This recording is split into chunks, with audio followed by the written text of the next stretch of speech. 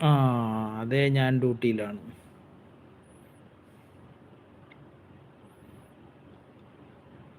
എന്താ പ്രത്യേകിച്ച്? പുതിയ വേഷം, പഴയ വേഷം വീണ്ടും എടുത്ത് അണിഞ്ഞതെന്താ?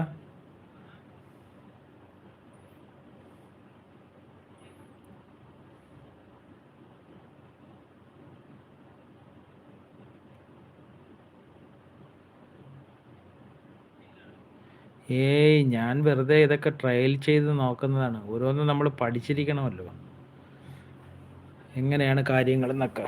ആരെങ്കിലും ചോദിച്ചാൽ പറഞ്ഞു കൊടുക്കണ്ടേ?